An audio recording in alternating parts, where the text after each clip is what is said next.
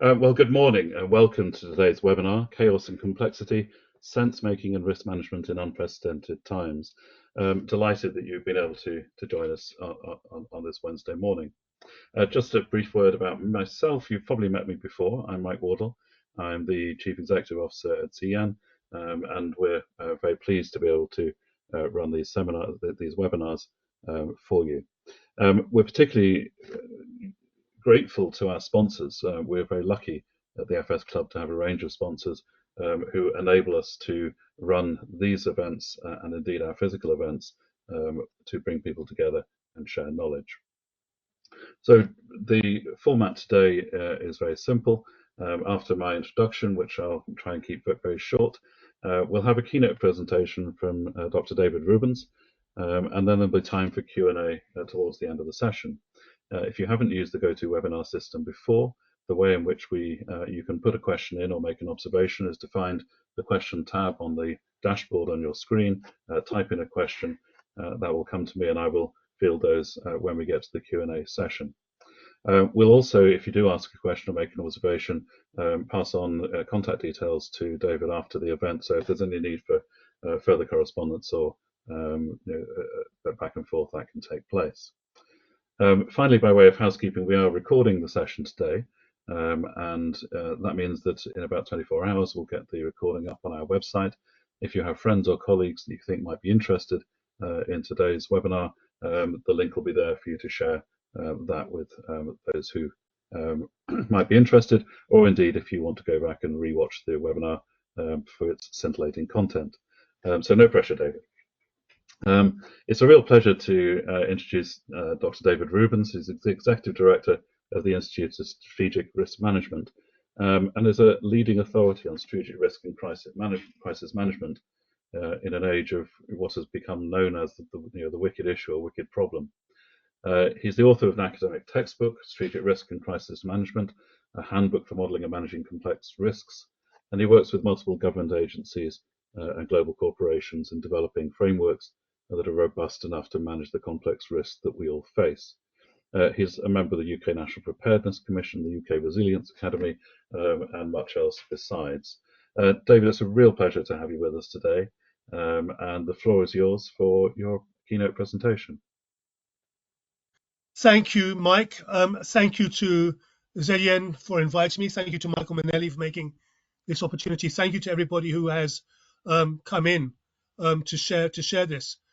So thank you to everybody for the opportunity to be here with you today. Chaos and complexity, sense-making risk management in unprecedented times. There's a number of concepts within that title which I think are germane to the times we live in.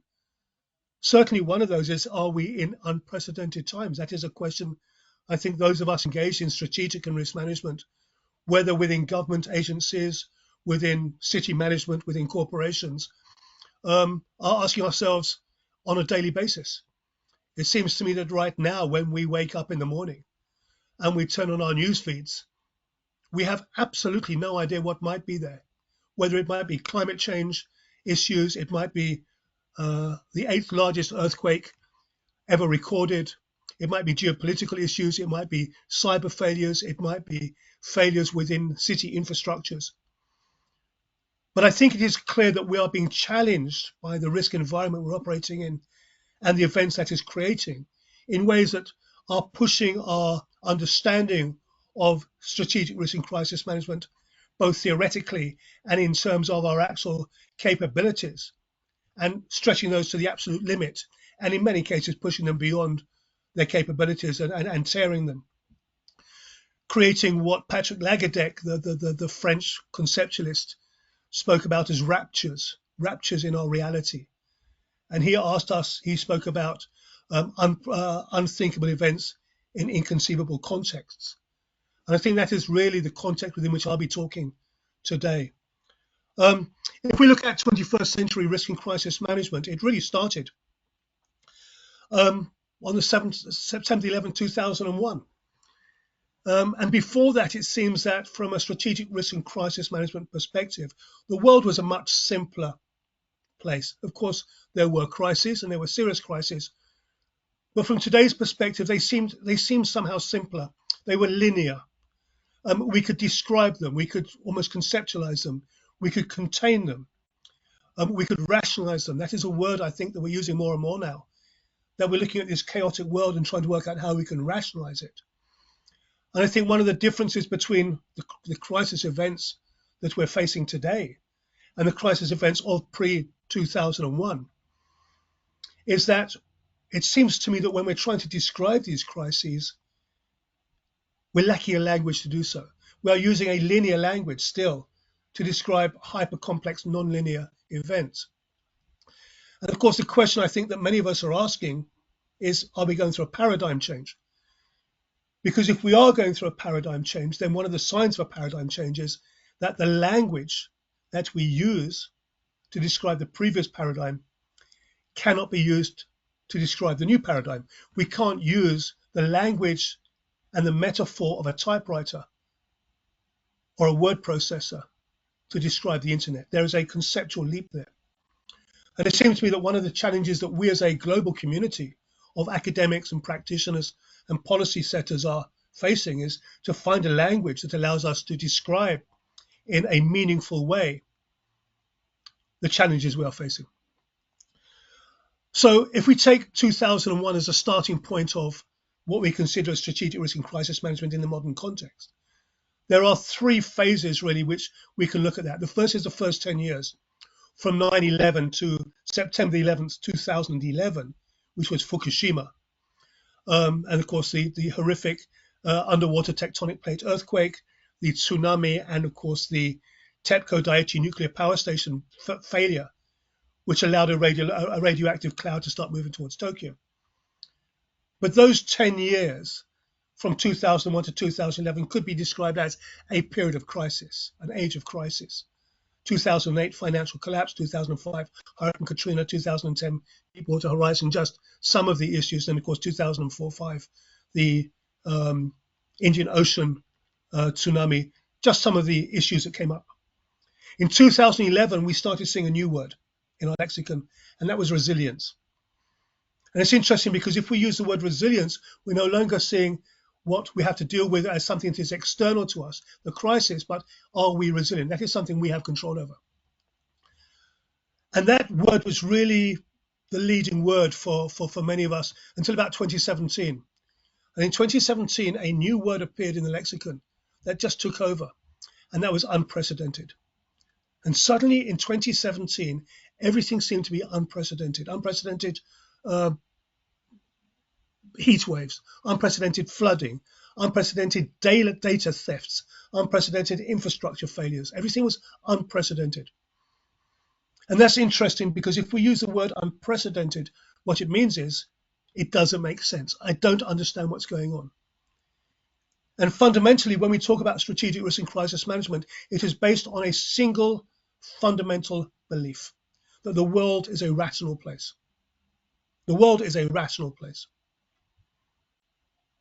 And if the world is a rational place, what that means is that we can observe the past, we can model the present, and we can predict, we can project into the future. There is a continuum, there's a line of continuity. What was creates what is creates what will be. And there is a rationality to that. Of course, there is change, and that change is often chaotic and often is disruptive, but nevertheless, there is a rationality in that cause-effect chain. But if we use the word unprecedented, then that breaks that chain. It says, I don't understand what's going on. So if we start off in 2001, and then 10 years later, 2011, Fukushima, then just under 10 years after that, we moved from a world where this is how we lived, this is the world we lived in, to that. And that, of course, was COVID and coronavirus in 2019, 2020. And it just demonstrates that the nature of the risk environment we're operating in is so chaotic, so unpredictable, that we can, in a matter of days, move to a situation which was, to use Patrick Lagadec's phrase, unthinkable event in an inconceivable context. And yet we managed that, we did that, we sorted that out, more or less. And it just demonstrates that humanity, as humans, we are very adaptable. We can adapt to things. But I think what coronavirus and COVID demonstrated was a need to differentiate between the event and the crisis. And it is something that is known to academics and practitioners. The event is not the crisis. The flooding in New Orleans in 2005 was not a crisis, it was an event. The crisis was the incapacity of the relevant authorities to prepare for that or respond to that appropriately. And the truth of the matter is that the single fundamental question that we ask ourselves as risk managers when we get up in the morning is, are we ready? That's a good question. And it is an increasingly challenging question as we move deeper into 2020s.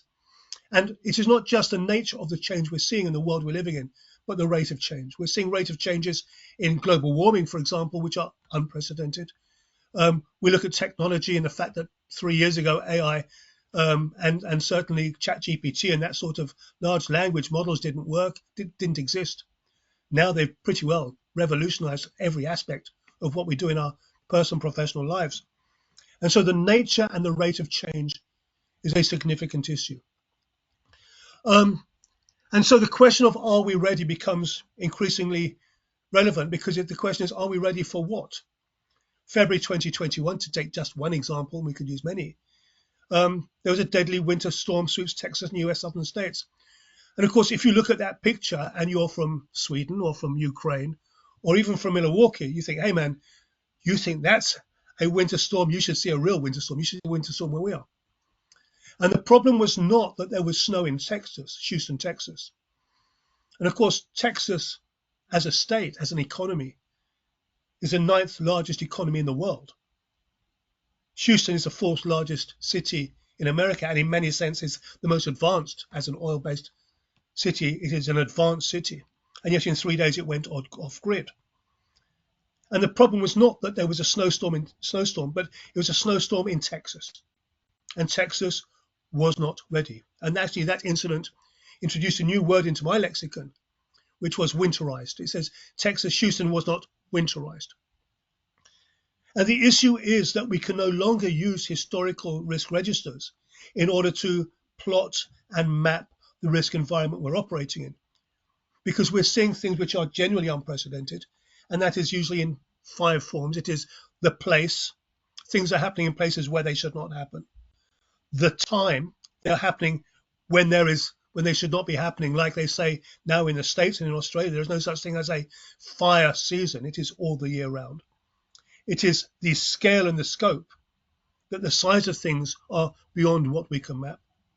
It is the impacts, that the disruptive impacts that has and the way it disrupts the way we operate. And then the recovery time, and that many of the events we're looking at are non-recoverable, that we have to no longer recover back and recover in that sense, but we have to move forward into a new reality. Heat waves in Europe is just one classic example. Flooding, fire risk, etc., are just examples of the new reality, which means that we can't just go back and presume that what we did previously would be applicable or appropriate. And so let's just go back and start at the very beginning. Let's start at, you start at A. And what is A? It is the risk register. It is always the risk register. Your risk register is your starting position because it says, what is it we need to think about? And so in 2017, the UK government put in a national risk register. And this is it. Top right-hand corner, which is, of course, the interesting bit where we always look. Top right-hand corner was pandemic influenza.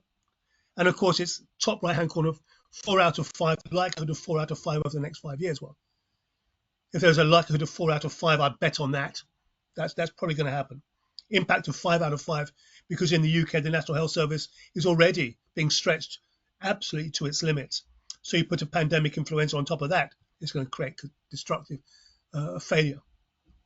Below that, adverse weather. Below that, it gets interesting. Same likelihood, 4 out of 5 over the next 5 years, impact 3.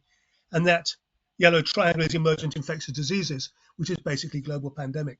So in 2017, the UK government identified a global pandemic hitting the UK as having a likelihood of 3 out of 5. Okay.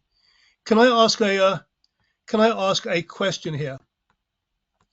Can I ask everybody please to put in the chat what you think the UK government's projection was of the numbers of deaths from a global pandemic hitting the UK. They published a number. So just to see if we're in the same sort of idea. Can you just put in the chat, if you can put in the chat, if the chat is live. Yeah, What sort of it'll go in the questions. We're just getting some responses now. One person said no idea, another said 50,000. Any other thoughts from people in the audience through the question bar? Okay, estimates between 250 to 1 million to 5 million to 10 million, 25,000. So, yeah, I think the audience doesn't know what the answer is, but they can recognise it could be very widespread. The answer was on that document published 150 people. Not 150,000, 150 people. The UK government's estimation of deaths from a global pandemic hitting the UK was 150 people. And it just shows you that there's two questions involved in this. The first question is, what is it we need to think about? And the second question, which is perhaps more important, is, do we understand what that means? So what we have from here is we have a demonstration of the fact that something is on our risk register doesn't necessarily mean that we understand what does it mean. Next slide, please. And so what we need to do is to put a taxonomy. We need to put taxonomy around the things we're talking about. And to use a phrase I've used before, we need to rationalize it. Next one, please. This is what an incident looks like. It's small, it's cuddly, it's cute, harmless, doesn't really worry us, and actually quite a bit of fun to engage with. You know, you can have a lot of fun engaging with incidents. Next slide, please. And then we move to a routine emergency, and suddenly this happens.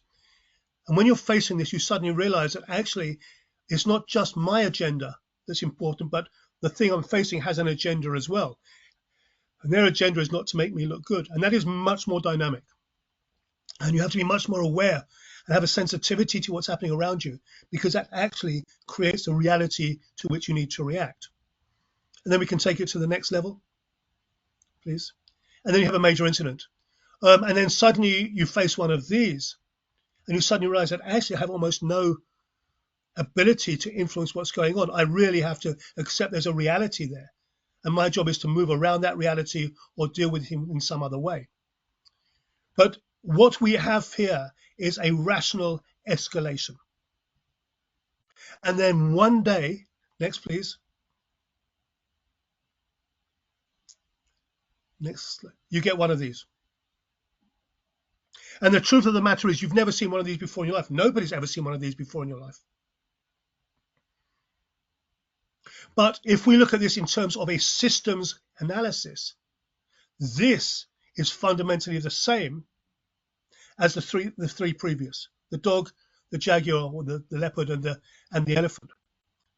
In that this is from a systems perspective, although we've never seen one before, it is pretty much the same. It has a body, has a leg at each end, each corner, has a nose at one end, a tail at the other. It moves usually in direction of the nose, so we know which ways it's going. Stuff goes in one end, stuff comes out the other end.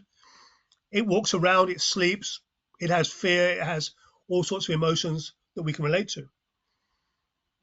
So if we understand the other three, we can extrapolate into this. This makes sense to us. We can have a plan, we can have a strategy, we can run, we can hide, we can wait for it to fall asleep, we can give it some food, we can run at it waving our arms around, we can climb a tree, we can throw a stick and see if it runs after it and follows the stick. There's a number of options we have. And what this means is, Luke, next button, please. We have something that is unprecedented, but nevertheless, and this is where the fundamental part of this presentation comes in. Luke, next one. We have recognition prime decision making. And what recognition prime decision making says is we have pattern recognition. We have pattern recognition. We can take something that we have never experienced before And because of our pattern recognition and extrapolating from the known to the unknown, or from the known to the non-experienced, we can create rationality. Okay, next one, please. These, we cannot do that for. These are genuinely unprecedented.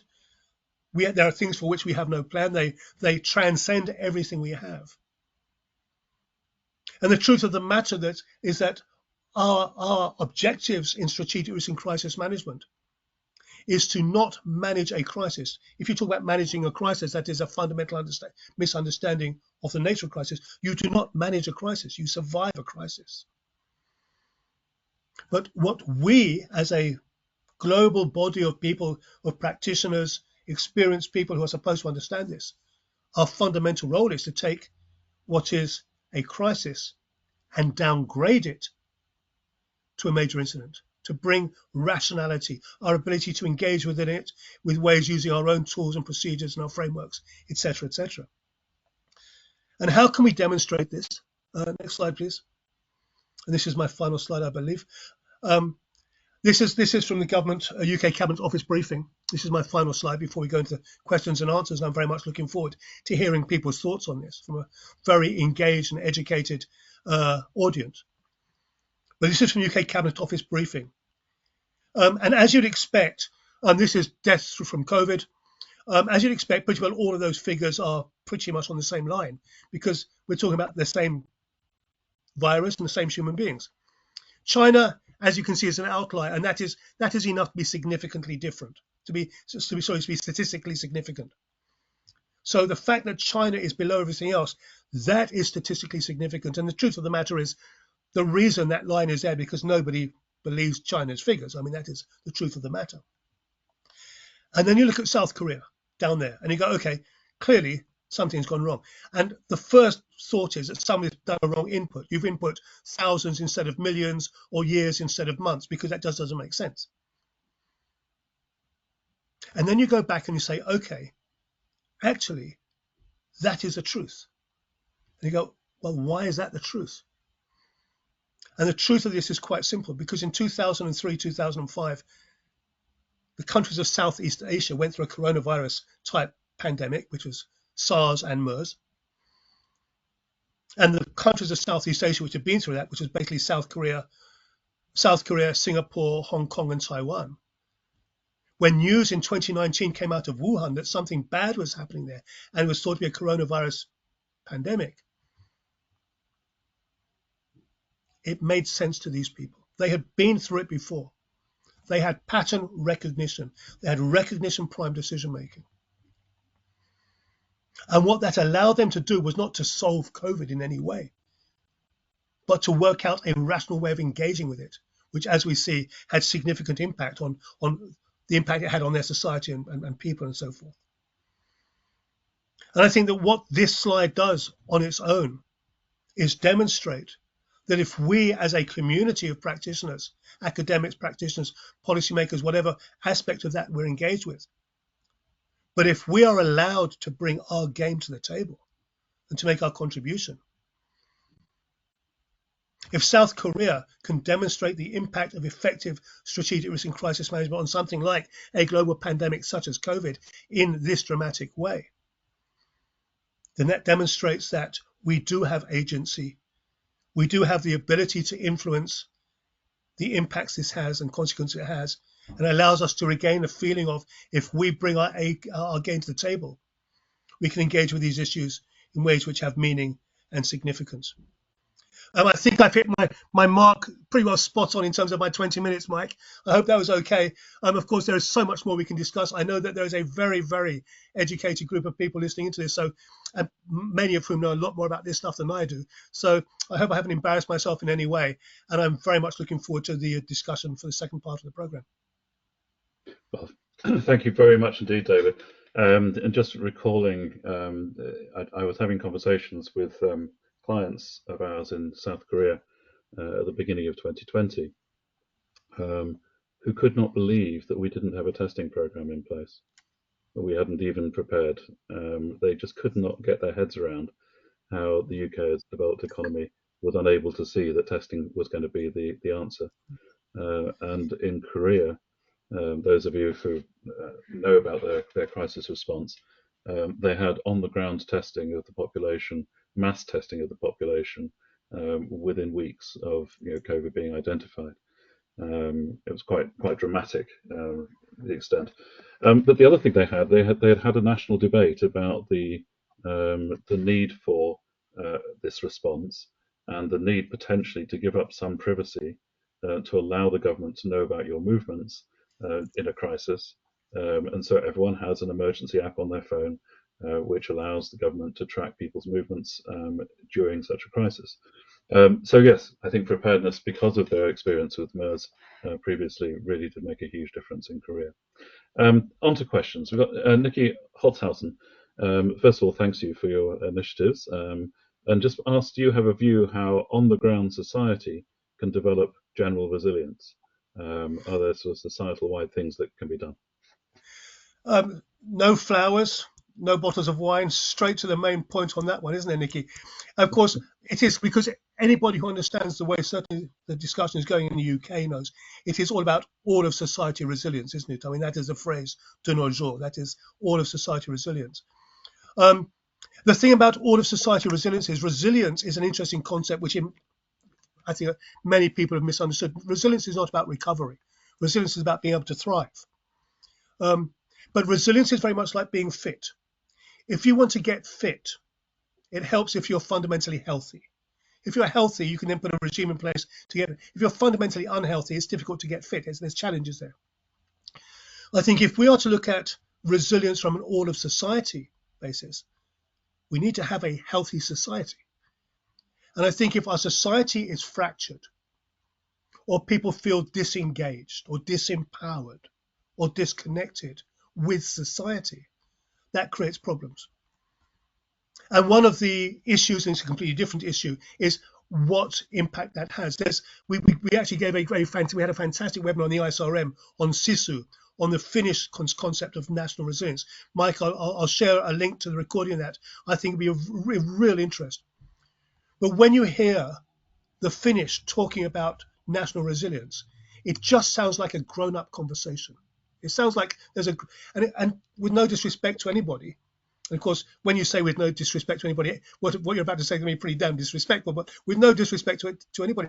When I hear the conversation about how we create national resilience, it doesn't sound like a grown-up conversation to me. It doesn't sound like grown-up people having a grown-up conversation.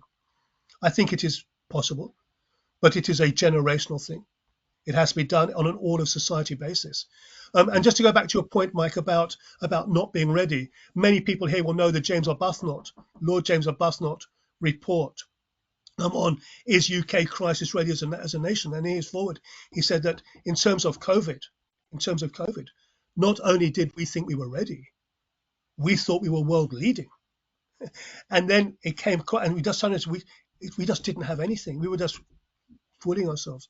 And I think that, to be honest, when I hear the dialogue, when I hear the rhetoric around this, I think a lot of it is still fantasizing about what reality is. Sorry, anything else? Yeah, we've got a few questions coming in. Jana Philosoph has asked about your definition of chaos. Do you refer to it as the everyday language use, or is it more in the sense of the edge of chaos as discussed by complexity sciences authors, such as Waldrop Peregrine, Peter Allen, Jean Bolton, and other colleagues? And if it is the kind of edge of chaos thing, could you say a bit more about your thinking? It's very interesting, Mike, because sometimes I wake up and I think that we've got it under control, and sometimes I think we're already so far over the abyss that it's a lost cause. My feeling is, my background in my academic background was in wicked problems. That's what I did my doctorate in. We now have super wicked problems, and the idea of super wicked problems is that we believe that somebody somewhere is going to have a magic bullet, is going to have a magic solution to what we do. We often also believe that the people who cause the problems are going to be the ones who create, they say we're going to create the solutions. Food companies that create obesity say, well, we'll sort out obesity, or the pharmaceutical companies will talk about their problems, or the financial companies, or the oil companies. I think that we have to have a paradigm shift. I think that we have to understand that what has happened previously is not an approach that will have impact at the necessary level here. And in order to do that, you have to do the single thing which is probably the most difficult of all, and that is to change human behavior. And we've seen that in the UK government's policies, for example, towards green energy or hybrid electric cars, in that they want to bring these policies as long as it doesn't disrupt people's lives. And you can't have that balance. The fact is that what we are doing, the way we're living, is in itself de facto disruptive. If we don't deal with that, nothing else makes a difference. But I do think that in terms of the language that we use, as I said, I think that, just as one example, beginning of COVID lockdown in 2020, when we went into the global lockdown, within 5 days, Mike, this planet started healing itself. Pollution disappeared over China. Pollution disappeared over the Himalayas. Rivers started refreshing themselves. We saw wildlife coming back, butterflies coming back, wildlife coming back. And it just shows you that the solutions themselves are actually, they're there. But we have to change something. The first rule of crisis management is, if you're in a crisis, don't do stupid stuff. Okay, cut out the stupid stuff. And I think that as human beings, we're just not able to do that. And the example I would give is the fact that we now want to do deep ocean trawling and disrupt the deep ocean bed because people want to bring the minerals off there. That will have incredible disruption and destruction of the marine biology and ecology, which we have almost no awareness of, which absolutely is significant and critical to the balance of this planet we live on. And yet people are looking to basically screw it up for very, very short-term financial gain for very few people. So one of the things that we say in the ISRM is that we do not believe we have a problem with global warming, genuinely. We have a problem with human greed and stupidity. And if you don't deal with human greed and stupidity, you can't look at global warming as something besides that, outside as an external thing. So my feeling is that again, if we're going to deal with these things and engage with them, it has to be on a genuinely holistic, all-inclusive basis. Otherwise, we're fooling ourselves. Thanks so much. We've got a few questions to get through. And Trevor Hilder's suggested, unless we have a model of the situation with the requisite variety, it's difficult to handle it. So do we need to get better at model building? Absolutely. The problem is that we're now looking at and I'm not an expert in complexity. I know a bit about complexity, but I'm not an expert in complexity. But I do know that once you get to third level complexity or modeling, it's almost impossible to know what would happen after that. One of the first studies I came across was, I think, in the late 1980s, early 1990s, and I think it was looking at Ebola as weaponized Ebola. That a government would put Ebola, infect a certain number of people with Ebola, and then give them around the world tickets and just say go and fly. And of course, once they've been in the air for 24 hours and you have the people on the plane meeting their families, you can't model that. It's gone beyond our capacity to model it.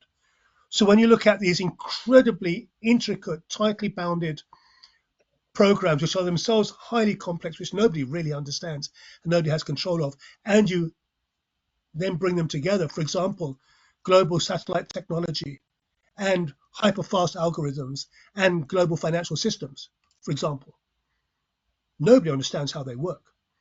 And at some stage, it was almost, based on Porro's understanding of normal accidents. If you have two complex systems interacting, the likelihood of failure is absolute. When that goes wrong, algorithmically driven, for whatever reason, and in a third of a second, you lose a third of total global wealth. You can't rerun that video. You can't say, well, let's pretend that didn't happen and go back. So we, one of the words of our generation is resilience. But if we were to ask your audience, do they feel more resilient now or more fragile? I imagine most people feel that we're more fragile. That kind of leads on to some questions from Chris David, who he said, despite COVID, there's much talk that the UK is actually less prepared for the next pandemic than we were before 2020, and asked the question, does the UK currently have testing capability that would enable us to do it? It does not.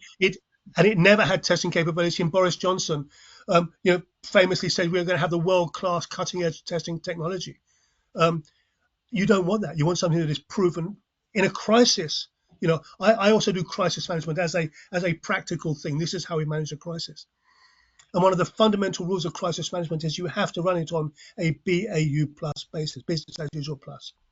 You don't want to introduce something bright and shiny and new in the middle of a crisis, which nobody knows about. What you want to do is take capacities and protocols and capabilities which are proven and known and habituated and normalized, and then add plus alpha, plus 20%. And yet we always try and go for something bright, shiny, and new. When I work with organizations, whether it's government agencies or corporations or NGOs or whatever, I always say that if I'm only allowed to say one thing, if I was only allowed to say one sentence, it would be a fast learning organization. Be fast learning. Mm. And yet that learning has to have stickiness. And if we look at the UK in particular, it seems to be bad at learning and certainly very bad at maintaining that. And I certainly don't think that we have learnt the lessons that we should have done. But of course, we should have learned the lessons from exercise sickness, which was in 2016, and previous exercises before that. We look at COVID as a unprecedented pandemic, but of course, in the last 20 years, we've had SARS and MERS and Zika and swine flu and avian flu, and before that, even AIDS, if you wish. This should not have been a surprise. The fact that this was, oh my God, this is a surprise, that was a fundamental failure of planning and management at the highest level. And we've spoken about wicked problems. Rickle and Weber, 1973 paper, many people will know. There are 10 principles of wicked problems, of which the first 9 are technical. But the final principle of a wicked problem is the planner has no right to be wrong. Being wrong has consequences. That is not technical, that's a moral issue. I think we're failing in that in many ways. Thank you. We've got quite a few questions to go through this for just so in the next 5 minutes. So we'll keep this snappy if we can. Ian Broderick, so if we're now seemingly always in a crisis, often unprecedented, then doesn't the expectation we will recover and adapt, is that not the expectation that's key to social cohesion? We get reinforcing feedback, perpetuates crises, and avoiding that tipping point where we move from agreeing that we will recover and adapt to saying we will be in perpetual crisis, is really important. Would you agree that avoiding that tipping point is important? I think honesty in all things. I think it's very difficult, but I think we have to be honest about the situation that we are in. And of course, we've been in the last chance saloon at least the last 30 years. I mean, this global warming is not unknown on the impact of that. We are living in the future that used to be. It used to be the future. The truth of the matter is, to take one simple example, we have had 40-degree heat in the UK. Now, that shouldn't have happened for another 30, 40 years, according to models. The UK and Europe is not designed to be run at 40 degrees. It's just not. Our infrastructure is not designed, our housing is not designed. So I think that the truth of the matter is we have adapted already, like the boiling frog, the frog in the boiling frog in the pan. We are adapting already to what would have been, 30 years ago. This would have been seen as a dystopian reality we're living here now. And because it's a creeping crisis, we just readjust and we recalibrate all the time. And I imagine we will continue to do so. Yeah. Rebecca Pearce has commented that these unprecedented crises challenging our usual models of understanding reminded her of what some people call a polycrisis. Do you think that polycrisis framing is useful for sense making, or does it risk oversimplifying the complexity we're facing? Polycrisis, permacrisis, omnicrisis. It's useful if somebody pays attention. At the end of the day, we have to move the needle. We have to have impact in academic terms. Where is the impact? We have to make a difference, and we have to do that on a planetary level. This is a planetary level, human level issue now. This is not the idea in COVID that Austria could have one policy, Germany the another, and Switzerland another. Doesn't make sense. And I thought, and we wrote about it at the time in the ISRM, this would have been an opportunity for the world to come together at a planetary level. Hasn't happened. I can't see it happening, to be honest. So I think I think whatever word you use about it, we are seeing much, much more. This is just a reality of the crisis we're living in. It's just a reality on a daily basis. Thank And you. sorry, and Michael, one last thing. And of course, the Mm, thing about it is that we, the community here, are very much inured against that. We don't feel it in Western Europe, and so it discomforts up to a certain extent. But there are places in the world that are becoming genuinely unlivable, mm, and to a large extent, that's not where we live. And until it is where we live, then we'll probably just push that to the side. sure.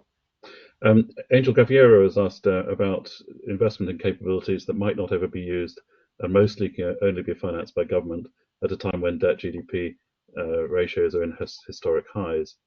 Um, how do we have that conversation about how to build capacity when our public finances are really in straitened times? It will not be through, but there is a huge amount of money out there. I mean, there's massive amount. I mean, look at what Elon Musk is doing. Elon Musk could undoubtedly say, without any doubt at all, that he would personally, individually take responsibility that in the next 10 years, every human being on this planet would have access to drinkable water. And he could do it. There's no question about it. But no, he wants to put people on Mars instead. The question is not how do we live on Mars. The question is how do you live on this planet? There is significant funding out there. The Bill Gates Foundation is just one example of people taking private responsibility for taking on these problems. My feeling is that it's going to be private money rather than government money that's going to be doing this, and it's probably going to be through sort of that intellectual development and technological development that makes it happen. And I imagine that many of the people on the screen right now are involved in that in their own way. I think we all have to make our contribution in our own way, and make sure we're moving in the right direction. Thank you so much. I'm afraid time has beaten us. There's a few questions we haven't quite got to, but as I say, we'll pass on some details of those if you would want to engage afterwards. But in particular, Mary Fee's asked, why haven't we figured out how to stop all wars, which is another point of crisis management we haven't covered today. Just remains for me to offer some thanks. First of all, again, to our sponsors. We really are grateful to you for your support and to you giving us the space to run these events and share knowledge. Just a word about upcoming events. A session on 16th of September on environmental data, meeting financial risk. So using AI solutions for a changing world.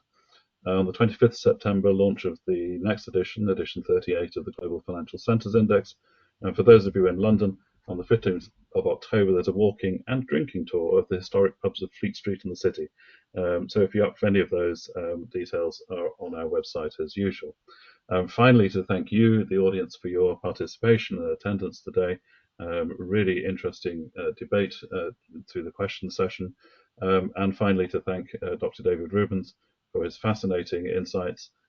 David, I suspect we might want to invite you back at some point to see whether the world has moved on. But it's been a real pleasure to have you with us. Thank you so much. Been a pleasure. Thank you, and thanks to everybody. Thanks.